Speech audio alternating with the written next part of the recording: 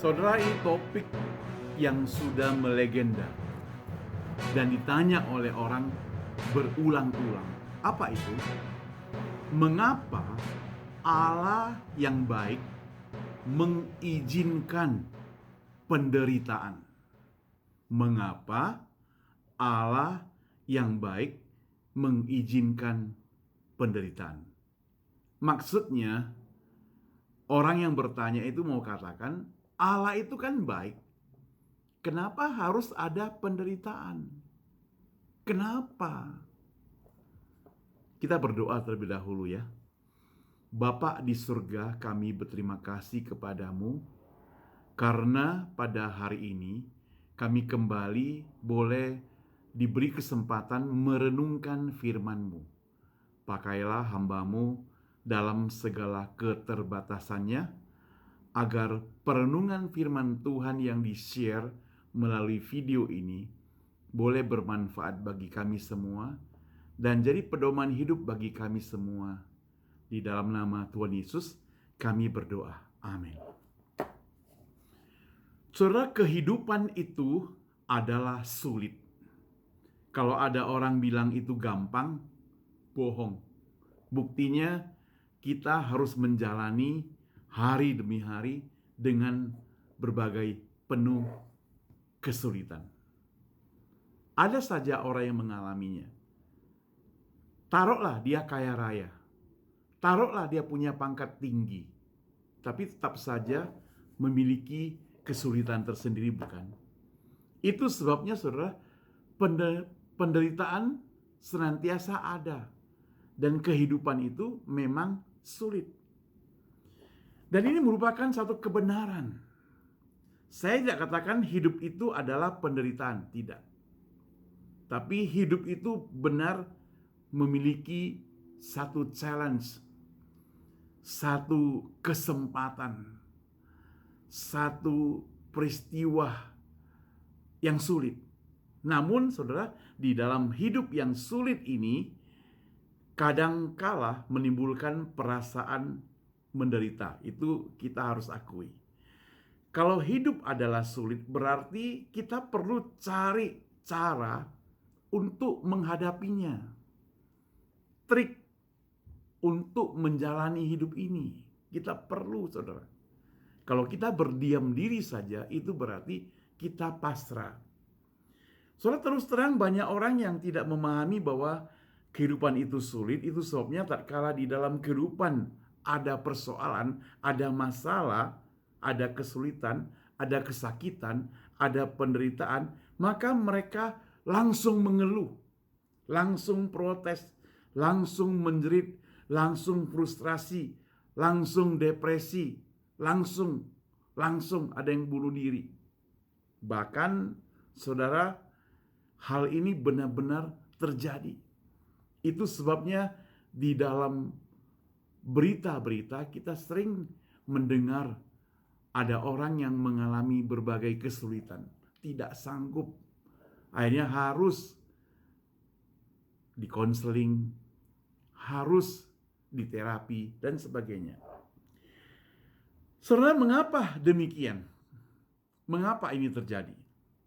Sebab anggapan mereka bahwa hidup itu gampang, seolah-olah kehidupan itu begitu mudah.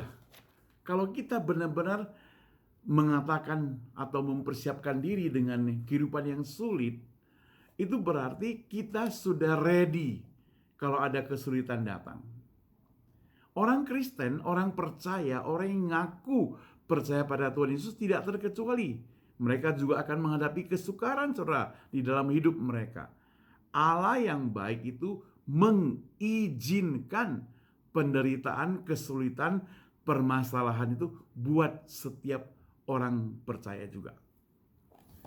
Coba kita lihat satu ayat yang terkenal, 1 Korintus pasal yang ke-10, saudara. 1 Korintus 10. Sama-sama kita lihat. 1 Korintus pasal 10. Saya bacakan ayat yang ke-13 ya. Ini ayat yang terkenal. Pencobaan-pencobaan yang kamu alami ialah pencobaan-pencobaan biasa yang tidak melebihi kekuatan manusia. Kenapa? Sebab Allah setia, dan karena itu Ia tidak akan membiarkan kamu dicobai melampaui kekuatanmu. Pada waktu kamu dicobai, Ia akan memberikan kepadamu jalan keluar sehingga kamu dapat menanggungnya.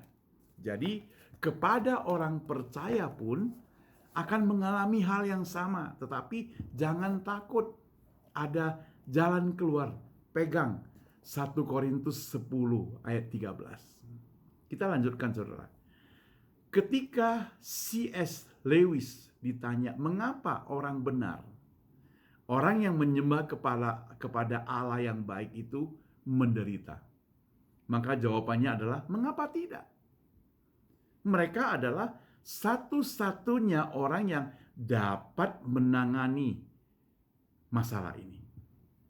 Rasul Paulus mengingatkan hal ini ketika ia menuliskan 1 Korintus 10 ayat 13 seperti yang sudah kita baca tadi. Timbul pertanyaan, mengapa penderitaan itu diizinkan oleh Allah terhadap hidup kita? Mengapa? Untuk apa? Tujuannya apa? Kita kan bertanya. Maka saudara, setelah saya pelajari, setelah saya cek, setelah saya teliti, saya mencatat ada beberapa alasan. Coba kita perhatikan. Yang pertama, Allah yang baik menggunakan penderitaan itu untuk mendirect kita. Saudara, Allah yang baik menggunakan penderitaan untuk membimbing kita, katanya demikian. Penderitaan yang kita alami tidak semuanya beralamat buruk, saudara, bagi orang percaya.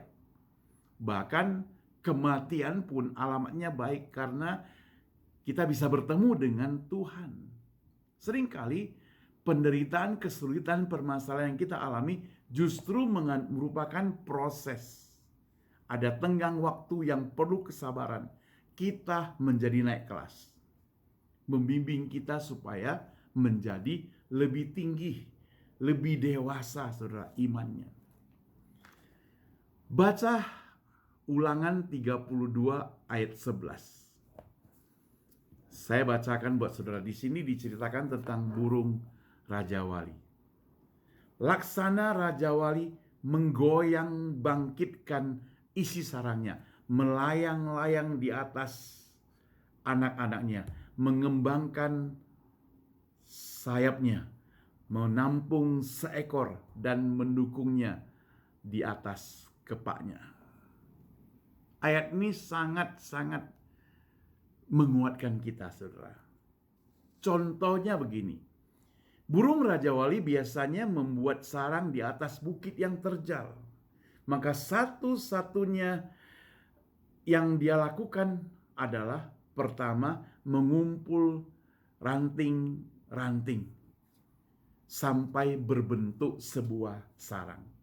Tujuannya apabila telurnya sudah menetas, maka anak-anaknya itu akan mendapat tempat yang hangat di dalam sarang tersebut, walaupun ada di atas bukit yang terjal.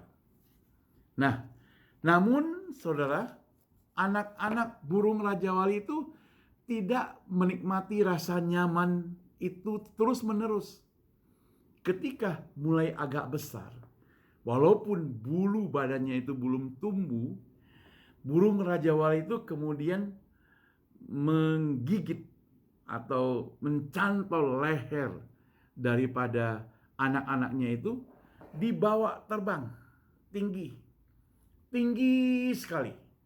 Kemudian tiba-tiba dia lepaskan anaknya dan dia cepat tangkap kembali.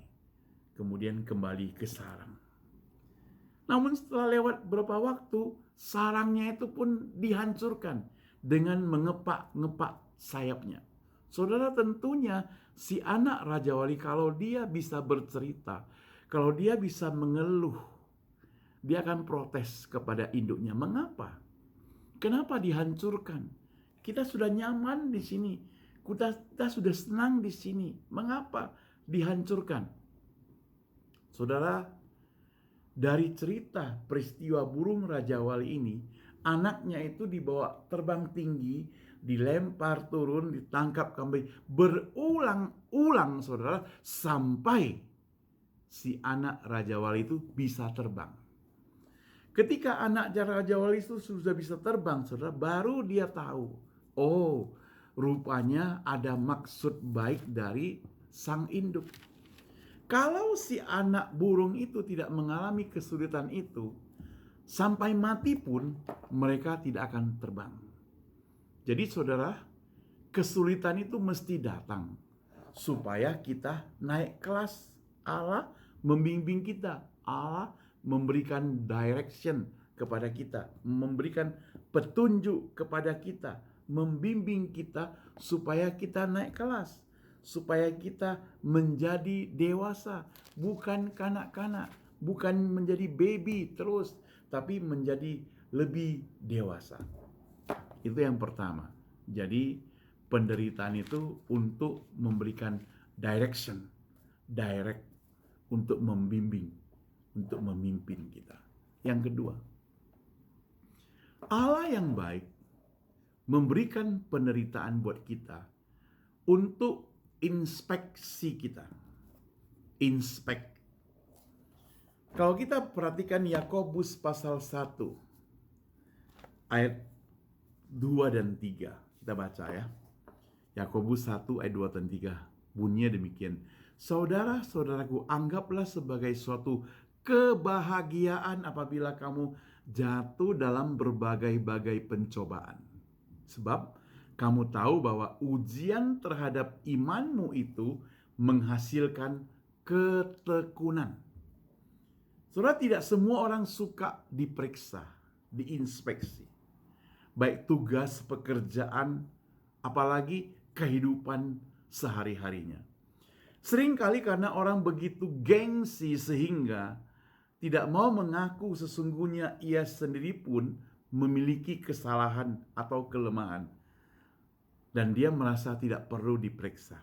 Sekali lagi, penderitaan yang dialami manusia mengundang Tuhan untuk memeriksa kita. Apa yang tidak beres dari kehidupan kita. Dan seringkali ketidakberesan itu berasal dari diri kita sendiri. Seringkali itu terjadi. Justru karena diri kita sendiri membuat kita tidak beres. Oleh sebab itu, kesalahan yang karena diri sendiri itu seringkali sulit untuk diperbaiki. Perlu Tuhan. Kalau kesalahan yang karena diri sendiri, orang menasihati kita itu gak mempan, saudara. Perlu Tuhan yang memberikan nasihat, memberikan teguran, menginspeksi kita. Suatu hari ada seorang anak diminta ayahnya membeli 1 bungkus korek api, saudara. Lalu papanya berpesan kepadanya, jangan lupa periksa korek api tersebut. Jangan kamu beli yang basah, tapi beli yang bagus. Anak itu begitu gembira, kemudian pergi membeli korek api, kemudian dia bawa pulang, dia berkata pada papanya, "Pak, saya membeli korek api yang mutunya cap jempol, yang paling bagus di dunia ini." Papanya bertanya, "Kok kamu tahu?" "Iyalah, Pak, saya tahu." "Bagaimana kamu tahu?" "Pak, tadi waktu di toko saya periksa satu-satu, bahkan saya sudah tes satu persatu korek api tersebut. Dan sekarang saya beritahu ke Bapak, semuanya nyala. Saya sudah mencoba demikian." Saudara, apa yang terjadi? Kalau semua sudah nyala, dibawa pulang ya gak ada gunanya lagi. Itu manusia yang sok pintar, sok tahu. Dan orang seperti demikian perlu dikoreksi, bukan? Benar gak korek apinya bagus? Benar. Benar gak korek apinya bermutu tinggi? Benar. Benar gak korek apinya bisa hidup? Benar. Dan dia sudah periksa, saudara. Dan sudah digunakan. Manusia tidak demikian, saudara. Tatkala kita diperiksa, kualitas hidup kita itu akan naik. Kalau kita tidak berguna sekarang, maka setelah diperiksa, diubah menjadi berguna. Kita selalu diberi kesempatan untuk berubah. Jadi, kita perlu rela supaya hidup kita itu diinspeksi oleh Tuhan Allah. Nah, kalau tadi yang pertama adalah Allah memberikan penderitaan pada manusia, Allah yang baik memberikan penderitaan pada kita untuk mengadakan direct atau memimpin. Kedua, inspect. Maka yang ketiga, koreksi. Allah yang baik memberikan penderitaan pada kita untuk mengkoreksi kita, memperbaiki kita. Allah yang baik menggunakan penderitaan mengkoreksi hidup kita. Setelah diperiksa, maka akan diketahui di mana terletak kesalahannya, bukan? Nah, kalau sesudah diketahui kesalahannya dan dibiarkan begitu saja, seolah-olah tidak terjadi apa-apa, maka itu sangat bahaya bagi kita. Itu berarti kita akan dihancurkan. Tetapi kalau sesudah dikoreksi, maksudnya kalau sesudah diperiksa, maka kita diperbaiki, diberitahukan kesalahannya dan diperbaiki, maka kita akan menjadi baik, menjadi sembuh. Pernah beberapa tahun yang lalu, saudara, anak saya tubuhnya panas. Lalu kita bawa ke dokter. Waktu itu musim demam berdarah, maka dokter katakan cepat periksa darah. Taulah anak-anak dia takut disuntik. Suster 2 tidak sanggup menahan dia karena dia gelisah terus. Bahkan kita perlu bantu, pegang tangannya kuat-kuat untuk bantu dia supaya dia bisa diperiksa darahnya. Akhirnya suster 2 bantu, saya bantu, mamanya juga pegang tangannya.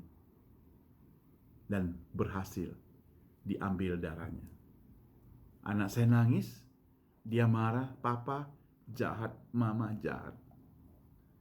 Saudara, tujuan kita untuk apa? Supaya dia itu diperiksa. Sakit gak? Sakit. Tapi kalau ada masalah, supaya makan obat untuk dikoreksi, supaya sembuh.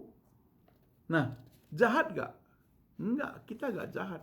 Maka Allah yang baik mengizinkan penderitaan kepada umat manusia itu untuk memeriksa, kemudian mengoreksi. Dan kalau sudah dikoreksi, maka akan terjadi penyembuhan. Luar biasa, bukan? Mazmur 119 ayat 71 sampai 72, firman Tuhan berbunyi bahwa aku tertindas itu baik bagiku, supaya aku belajar ketetapanmu. Taurat yang kusampaikan adalah baik bagiku, lebih daripada ribuan keping emas dan perak. Jadi firman Tuhan ini katakan bahwa tertindas itu baik, supaya kita belajar ketetapan daripada Tuhan. Memang rasanya tidak senang, tapi sesudah itu kita akan rasakan sesungguhnya kita mesti melewati ketidaksenangan itu. Seorang anak yang orang tuanya melarang dia supaya tidak menyentuh panci yang panas atau colokan listrik, tujuannya bukan untuk menghancurkan anaknya, bukan untuk membuat anaknya menderita, bukan, tapi justru untuk menyelamatkan anaknya dari bakaran, dari panas, dari listrik. Demikian juga Tuhan kita. Ada larangan, ada peraturan diberikan pada kita, ada maksud baiknya. Kalau tadi yang pertama yang disebut dengan direct, yang kedua inspect, yang ketiga correct, maka yang keempat adalah protect. Allah yang baik menggunakan penderitaan itu untuk memproteksi kita. Sebab penderitaan kadang bisa berubah menjadi berkat. Ada banyak pengalaman dari para tokoh-tokoh Alkitab yang kehidupannya sulit tapi akhirnya menjadi baik. Contohnya Yusuf. Yusuf mengalami berbagai penderitaan. Dia dijual ke Mesir. Di Mesir dia dikhianati. Dia difitnah dan masuk penjara. Dan kemudian Tuhan memberi kesempatan pada dia mendapatkan blessing, mendapatkan berkat. Dia menjadi orang nomor 2 di Mesir. Pertama, abang-abangnya itu memfitnah ataupun benci kepadanya, mau mencelakakan dia. Tapi akhirnya justru dia itu lebih baik kondisinya daripada abang-abangnya. Kejadian 50 ayat 20 mencatat, memang kamu telah mereka-rekakan yang jahat terhadap aku, kata Yusuf. Tetapi Allah telah mereka-rekakan untuk kebaikan. Manusia merekakan yang jahat, tapi Allah membuatnya menjadi kebaikan. Seringkali saudara kita berpikir tentang masa lalu kita. Kalau dulu ada kesulitan, masalah, persoalan, kegagalan, dan sebagainya, justru semuanya itu membawa kepada kita hari ini. Seorang pemuda berkata, dulu dia dipecat dalam sebuah pekerjaan yang dia sangat sukai. Dia nggak tahu apa kesalahannya. Awalnya dia marah, protes, benci, dendam. Tapi Tuhan membentuk dia. Tuhan membangkitkan dia. Dia bekerja keras sampai sekarang dia menjadi pengusaha besar. Disitulah dia melihat bahwa Allah bekerja dalam hidupnya. Disitulah dia melihat Allah memprotek hidupnya. Walaupun ada kesulitan terjadi, ada masalah, ada rasa pecat yang dia terima. Tetapi kalau dia tidak mengalami dipecat, kalau dia tidak mengalami kesulitan pada waktu itu, hari ini dia tetap kerja sama orang itu. Tapi karena dia dipecat, maka dia berjuang mati-matian. Sekarang dia jadi bos, bahkan lebih kaya daripada bosnya yang terdahulu karena bosnya sudah bangkrut, saudara. Luar biasa, bukan? Nah, saudara, sekali lagi kita mungkin berpikir, kenapa ada kesulitan terjadi? Tapi setelah kita merenungkan firman Tuhan ini, kita tahu bahwa justru kesulitan tersebut membuat kita itu naik pangkat. Justru kesulitan itu membuat kita itu menjadi lebih baik. Ya. Justru kesulitan itu membuat kita menjadi lebih tinggi taraf hidup kita. Yang selanjutnya, saudara, yang kelima, yang terakhir. Kalau tadi yang pertama dikatakan direct, yang kedua inspect, ketiga correct, yang keempat protect, maka yang kelima menjadi kita lebih perfect. Allah yang baik memberikan penderitaan buat kita supaya kita menjadi perfect, sempurna. Allah yang baik menggunakan penderitaan, kesukaran, kesulitan, masalah, persoalan, membuat kita itu lebih sempurna. Ketika kita dikoreksi oleh Tuhan, itu berarti kita harus berubah. Kalau tadinya salah, sekarang dibenarkan. Kalau tadinya kurang baik, sekarang dijadikan baik. Ada perubahan. Respon yang positif adalah berubah. Nah, kalau perubahan itu menjadi lebih baik dan lebih benar, itu bagus. Itu yang diharapkan. Karena penderitaan membuat kita sadar. Penderitaan membuat kita tidak mau ulangi lagi masa lalu yang hitam itu. Tapi justru penderitaan membuat kita mau ubah. Dulu gelap, dulu hitam, sekarang mau jadi terang. Mau jadi lebih baik. Ada perubahan. Ada penyempurnaan. Ya, ada penyempurnaan. Saudara, peristiwa ini terjadi dalam hidup seorang tokoh dalam Alkitab yang bernama Sakius. Sakius itu Alkitab mencatat dia adalah seorang pemungut cukai. Jahat gak dia? Jahat. Karena dia memaksa kalau dia pungut pajak. Ya, kita perlu maklumi kenapa dia paksa. Karena untuk jabatannya dia perlu bayar. Jadi dia paksa orang bayar pajak kepadanya. Tapi suatu hari Alkitab mencatat Yesus datang ke kota mereka Yeriko. Berbondong-bondong, berduyun-duyun orang melihat Yesus. Dan apa saudara? Dia tidak bisa melihat. Kenapa? Karena badannya pendek. Itu sebabnya dia naik ke atas pohon. Alkitab mencatat dia memanjat pohon ara. Tapi saudara, sialnya Yesus melihat dia. Dan Yesus tahu pula namanya. Mungkin karena dia terkenal seorang pemungut cukai yang terkenal begitu, terkenal sangat jahat barangkali tanda kutip, maka Yesus panggil namanya, "Hai Sakius, turun, turun. Aku mau tinggal di rumahmu." Saudara, ketika Yesus berkata, "Aku mau tinggal di rumahmu," orang-orang tidak senang. Orang-orang protes.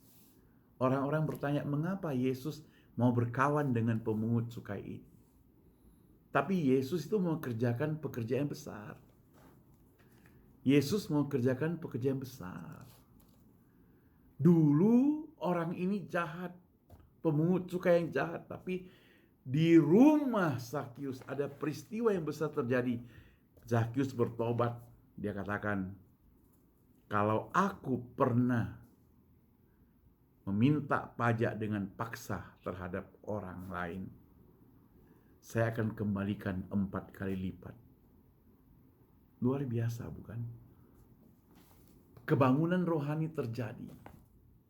Ada perubahan. Dia menderita nggak? Sakius. Barangkali dia menderita karena dia harus kembalikan uang kepada orang. Dia harus rugi. Dia harus mengalami kesusahan. Dia harus tidak menikmati lagi kekayaan. Dia harus kembalikan semuanya. Tapi saudara, dia akan bebas. Bebas dari cemooh. Dan hidupnya akan menjadi lebih baik. Dia tidak terikat lagi pada belenggu kekejaman, belenggu pemaksaan, belenggu kejahatan.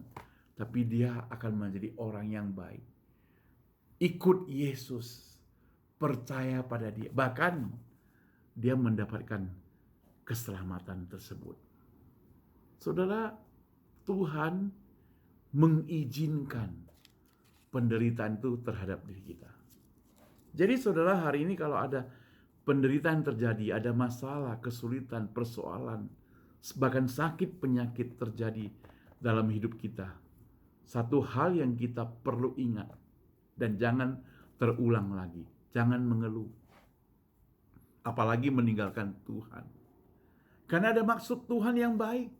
Tidak mungkinlah Tuhan itu jahat. Anaknya satu-satunya yang sangat dia cintai saja, dia korbankan untuk kita.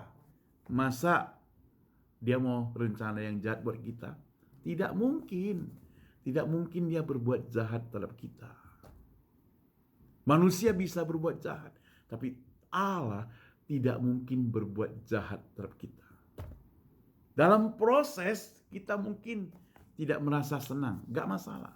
Yang penting kita sabar, yang penting kita tekun, yang penting kita taat, yang penting kita setia, supaya kita tidak lari dari jalan Tuhan, supaya kita tidak terseret keluar mengikuti ajaran setan, ajaran yang lain, tapi tetap teguh, tetap setia kepada Tuhan. Niscaya kesulitan itu akan dimusnahkan, dan Alkitab mencatat segala pencobaan yang Tuhan berikan pada kita, katakan yang diizinkan untuk kita alami, tidak pernah, garis bawahi ya, tidak pernah melebihi kekuatan kita. Amin, saudara. Mari kita berdoa. Bapa di surga, terima kasih untuk perenungan firman Tuhan ini. Kami tahu Engkau baik, Tuhan Allah. Tapi kalau kami mengalami kesulitan, penderitaan itu, kadangkala kami merasakan Engkau jahat. Tapi sebenarnya kami salah. Setelah kami pelajari firman Tuhan ini, justru inilah proses. Proses Engkau bertindak dalam kebaikan buat diri kami. Terima kasih Tuhan, terima kasih Tuhan. Berkati setiap orang yang mendengar perenungan ini, dimanapun mereka berada Tuhan. Engkau mengasihi mereka. Dalam nama Tuhan Yesus yang berdoa. Amin. Saudara yang dikasihi Tuhan, jikalau video ini menjadi berkat buat Anda sekalian, silakan share buat orang lain. Kasihkan link yang dibawa ini kepada mereka, supaya mereka juga mendapatkan berkat Tuhan. Ingat saudara, penderitaan yang kita alami tidak harus membuat kita menjadi putus asa. Jikalau saudara ingin mendapat jawaban dari pertanyaan-pertanyaan tentang topik yang kita bahas, kalau saudara ada pertanyaan, silakan tulis email ke kami yang ada di bawah ini. Kalau saya sempat, saya akan jawab langsung untuk Anda. Terima kasih. Tuhan Yesus memberkati kita sekalian.